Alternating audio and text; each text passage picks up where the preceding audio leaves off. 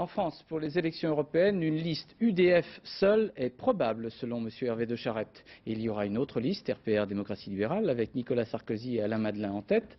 Avant de nous en entretenir avec M. Sarkozy, voici avec Carole Comon et Hervé Pozzo une explication succincte des programmes respectifs qui seront proposés par chacune des listes de droite, celle de l'UDF et celle du RPR Démocratie Libérale. C'était il y a 3 mois. Le Congrès approuve la révision constitutionnelle qui va permettre à la France de ratifier le traité d'Amsterdam. Et voilà qu'on croit la droite enfin réconciliée sur le dossier européen.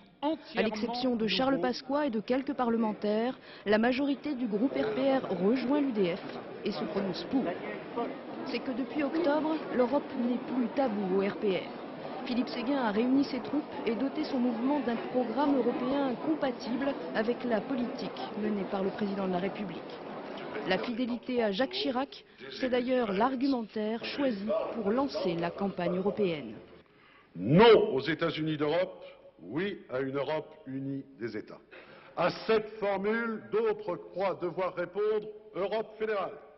Quant à nous, la formule du président, nous la reprenons intégralement à notre compte. Non aux États-Unis d'Europe, oui à l'Europe unie des États. L'Europe fédérale, voilà donc l'expression qui faisait bondir le RPR, mais qui figure en toutes lettres dans le programme de l'UDF. L'UDF qui souhaite notamment l'élaboration d'une constitution européenne, l'élection d'un président de l'Europe ou la mise en place d'une défense européenne. Autant de termes sur lesquels le mouvement néo-gaulliste dit aujourd'hui ne pas être en désaccord et dont certains se retrouvent d'ailleurs dans la charte RPR-DL. Mais l'UDF tient bon. Pas question cette fois de plier devant le RPR et encore moins de transiger sur ses convictions.